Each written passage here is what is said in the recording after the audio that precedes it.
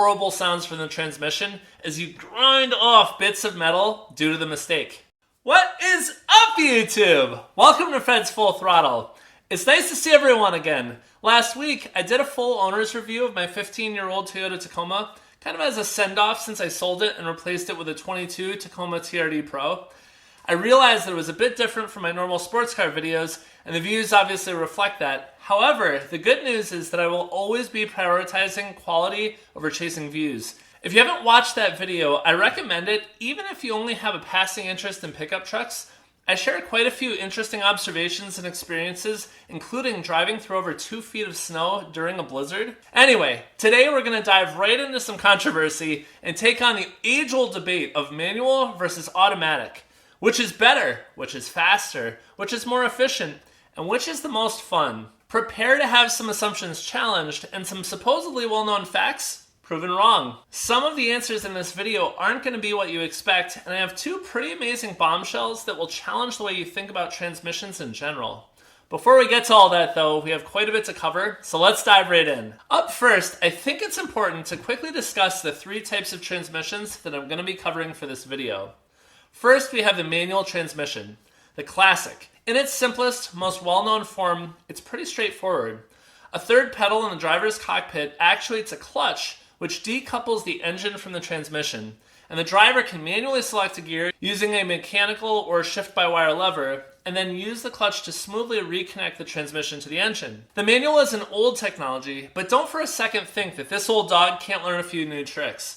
Modern manuals have all kinds of improvements which make them easier to learn, simpler to use, and keep the driver very engaged in the driving. Hill stop assist, auto rev match, auto stall restart when you push in the clutch, all make the experience better overall, and keep this a viable technology for anyone looking for something a bit more engaging. Up next, we have the automatic transmission. Surprisingly, this is nearly as old as the manual transmission, something I didn't know until I researched this video. Without diving into the mechanics of exactly how it works, an automatic is most likely what the average driver these days is familiar with. The vehicle will only have 2 pedals, a throttle and a brake. When the vehicle is shifted in a drive, the computers take over and select the appropriate gear for whatever speed and situation the car is in.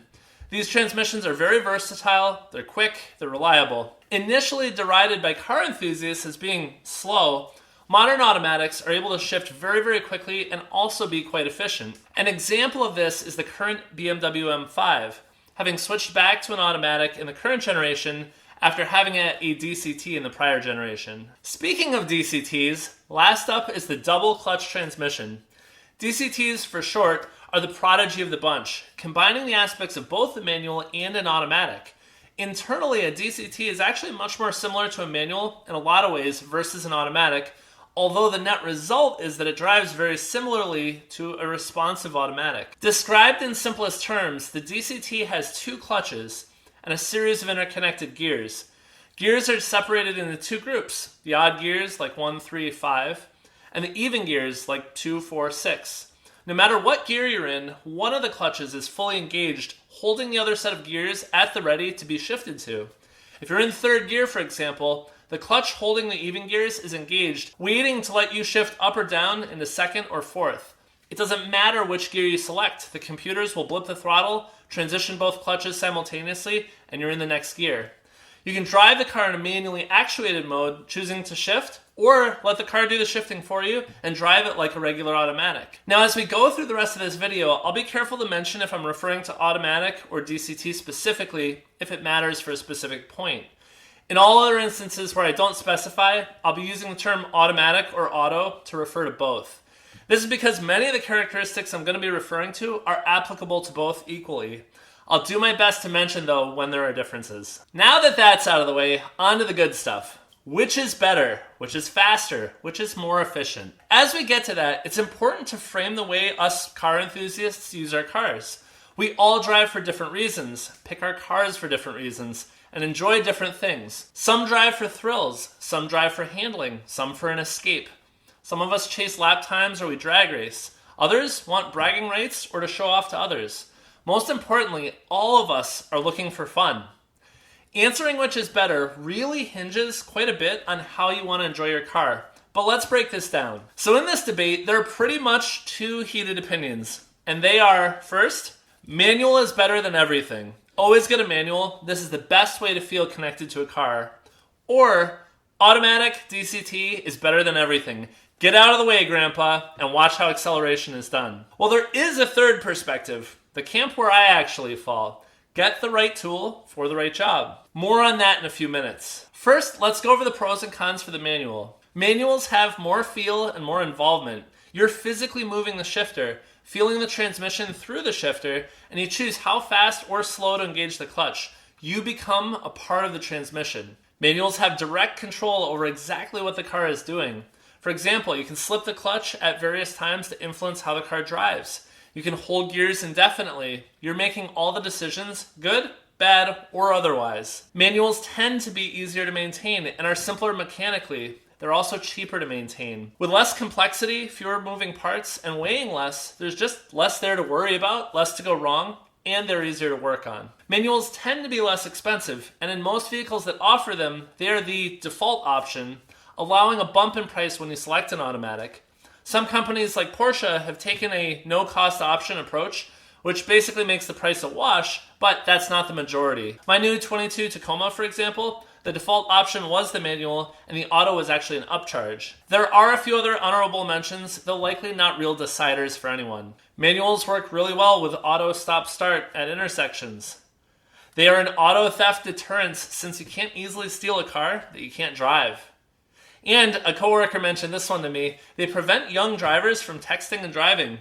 He said that both his kids are driving manuals and have been more involved with the driving, which I thought was a pretty clever move. Now for the manual cons. First, manuals are slower at shifting than an automatic. This quickly highlights that the weak part of the equation is you, the driver. You can only shift as fast as you can move, and the computers in an auto will always be faster pretty significantly. Also, not everyone knows how to drive them, and there's a learning curve. Talking among my gearhead friends, many said that they wanted to learn, but were a bit intimidated about learning or didn't have a good opportunity or way for them to learn. It's certainly becoming a less common skill, whereas a generation or two ago, everyone knew how to drive them. Starting from a stop, smooth shifting, downshifts, rev matching, they're all tricky to do well. This is because driving a manual is actually a skill, something you have to learn and something you have to practice, something you can even master. Even when you think you got it, then you hear about things like heel-toe, and the learning curve starts all over again. Raise your hand if you can drive a manual, but aren't a master at heel-toe. Every different manual vehicle's clutch engagement is a bit different. Shifters have different lengths of throw, clutches have longer or shorter ranges of motion, different strength on the return springs, and are harder or easier to press. The clutch engagement zone can be wide, meaning it's very forgiving, or it can be very short, which means it's challenging.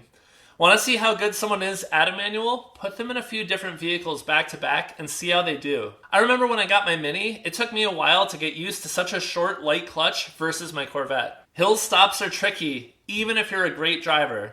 Sure, newer cars have hill stop assist, meaning when you stop the car on an incline, the car will keep the brakes on until you start letting the clutch out, meaning that you don't roll back. But there are few pressures in this world more real than stopping on a steep hill in an expensive car, only to see that beat-up old minivan pull right behind you, mere inches from your rear bumper.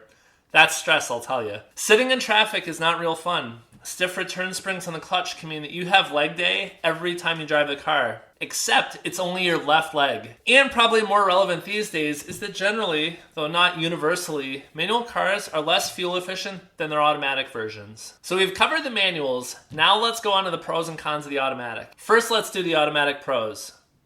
Automatics have faster and smoother shifting than manuals. With that, you also can't grind gears. With a manual, you can half press the clutch, you can make an indecisive shift, forget to use the clutch, pick the wrong gear, etc. Many of those mistakes come with the requisite horrible sounds from the transmission as you grind off bits of metal due to the mistake. It's not pleasant, but you want to avoid it at all costs. It doesn't hurt the car seriously if it's infrequent, but over time it can add up. You can shift with no interruption in power. Both autos and DCTs can slush between gears, causing no interruption in power under hard acceleration. Autos allow more focus from the driver, both hands on the wheel, and less for the driver to focus on. Autos are better in stop-and-go traffic. I should note that this is more for traditional automatics versus DCTs like in some high-performance cars that actually don't like sitting in traffic and can be a bit jerky, as well as they can get higher wear from slipping the clutches at low speed. But for a regular automatic, they're the easiest way to sit in traffic while still driving. In automatics, you can choose between full auto mode, where the car shifts for you, or the paddles for manual shifting. They're faster as 0 to 60, though more on this in a minute. Also, they're more fuel efficient in general. More on this in a minute. Now let's move on to the cons of the auto. There's less engagement with the driver. You don't have to think about all that gearing. You can just mash the pedals and let the car figure it out. In some cases, that's great, like in gridlock traffic. But in other cases, that's not so good, like on a winding back road where you want to be a little more engaged with the car. You can be overridden by the manufacturer, just like a committee.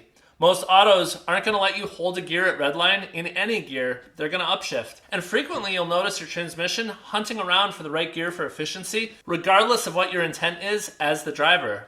Now you're not controlling how the car shifts, and the car is telling you what you want to do, and not even really involving you. You're another layer less engaged by the car. They can be jerky at low speeds, though this is mostly for double clutch. Creeping slowly can wear them out faster, also for double clutches. They're more complex, pretty significantly, and have higher maintenance costs. Most mechanics can replace a clutch in a manual car pretty easily. A lot fewer can disassemble an automatic, and fewer still are comfortable taking apart a DCT like a PDK. So, tallying everything up, it sounds like the automatic is pretty great. It's faster, it's more efficient, gives the driver more options for how they want to drive. Sounds like an open and shut case, right? Not so fast there, cowboy. There are a few things you need to know. There are two pretty big misnomers, which I mentioned above, that I think need a bit of clarification. Remember above that I said that automatics are faster 0 to 60, and that they're more fuel efficient. Both of these are actually somewhat misleading statements and are sidestepping the facts. An automatic car being faster 0 to 60 has little to do with the transmission's ability to shift quickly, and a lot to do with the gear ratios. The fuel economy of an automatic car has a lot more to do with the gearing of the car as well, rather than shifting. The quick summary is that the automatic transmission doesn't have nearly as much to do with those performance or efficiency gains as you might think. It's actually due to the gearing that automatics are using these days. Build two identical cars with the same gearing, but make one an automatic and one a manual, and the differences in those metrics would be very minimal. None of these huge gaps that we generally see today. I don't want to steal anyone's thunder, so there's a great detailed explanation of this online. I'll link to it below. If you have 5 minutes to spare, I really highly recommend watching the video by Jason Camisa for Haggerty that explains this phenomenon and the reasons behind it. It's an excellent and entertaining video. It's only 5 minutes, and I couldn't have explained it any better than Jason himself. So getting back to the main question, which is better? Like many of my recent deep dive videos for figuring out the options to spec on your C8Z06, I think the answer changes depending on how you drive and what your priorities are. I'm a big fan of the right tool for the right job versus one size fits all, and I think that maxim is pretty applicable here. For those who want outright acceleration, better fuel economy, the ability to choose if they want to shift or don't know how to drive a manual, the automatic is probably the right choice, and there's nothing wrong with that. For those who want direct driver engagement, more control over exactly what the car is doing, and a skill-based challenge that they can improve on, the manual is definitely the right choice. So what's my personal perspective? Well, I prefer manuals in general to maximize my own enjoyment. I grew up driving them, my first two vehicles had manuals, and I love the feeling of a perfectly executed shift or launching just right so you get that smidge of slip and then tons of grip. I am into sports cars solely to have fun, and so if given the choice, usually I'll pick the manual. In fact, my biggest drawback of the C8Z06 is the lack of a manual. The prospect of giving up my beloved C7 to get the Z06 is not one that I'm looking forward to, despite my excitement for the new car. But I also realize that there's a practicality that you can't always ignore either. What if you have a spouse or significant other who can't drive manual? Teach them. What if you're in stop-and-go traffic a lot? What if you want real launch control? Or what if the features in the car lean heavily on having an automatic? Heck, what if you can't buy a manual for the type of car you want? And this is becoming pretty common these days. What if you are a racer or a track day enthusiast and you need to squeeze every bit of speed out of the car that you can? Then get the auto. You don't have to make excuses or justify the decision. Buy what meets your needs, or ideally makes you the most happy. Those aren't always the same thing though. My new Tacoma is an auto, despite being offered as a manual. I wanted the auto, so I got the auto. All that said, I do think there is a specific area where autos make the most sense, especially in sports cars. And that is in land missiles. Cars with huge power numbers, mind-bending acceleration, and very high costs. Earlier this year, I drove the 992 Turbo S back-to-back with the 992 GT3 on track at the Porsche Experience Center in Atlanta. The GT3 was light, playful, and pretty fast. However, its demeanor and character would have been well suited to a manual. It's too bad that the cars they had there were all PDK. That takes nothing away from the PDK, but I would have loved the extra involvement of a manual. The GT3 is a car that begs to be wrung out everywhere and giving you as much control as possible. But back to back though, driving the Turbo S, I felt completely the other way. It's a supremely serious performance machine. It's actually scary to me. The violence of the acceleration, the incredible capability that that car offers, and the demure sleeper look that it has all combine in a car that can be really easy to underestimate. It builds speed faster than anything else I've driven, and I for one have no interest in it being a manual. I'm sure there are some lunatics out there who wish it was a manual, and for those, we offer the 992 Sport Classic, but not me. To be honest, when coming around the front straight at the track, wide open on the throttle, I wasn't even bothering to use the paddles. I just wanted to have both hands fully engaged to steer and keep myself from making a $250,000 mistake. This is a car that demands full attention, and I wouldn't have felt comfortable taking my hands off the wheel at several different points in order to shift the car. It's a car that's better for having the auto, and I can imagine the same thing rings true for even higher levels of performance and more expensive cars. Lastly, I wanted to share a bit of information I read recently. I was reading an article that was talking about the upcoming EV revolution, the inevitable shift slowly away from gasoline, and specifically how this all relates to sports cars and supercars. I don't remember the publication, but I do remember the overall message. It said that with new supercars easily surpassing 1,000 horsepower, 2,000 horsepower, several of the top tier makers are starting to shift away from just chasing numbers and pivoting back to what made their names to begin with: driving experience. It said that driver engagement and fun, exhilarating experience are the new goals for several supercar makers. And now that we can have nearly unlimited performance at our fingertips, the cars that will stand out are the ones that make us smile the most. The ones with the most character. The ones that leave an impression beyond some cold, hard fact sheet. I thought that this was a really great point, and I'm happy thinking about the direction that things are headed now. Ultimately though, no matter which priorities you set for the sports car you buy, isn't the whole point to have fun? So thank you for watching. I hope you enjoyed this, and until next time, Fred out!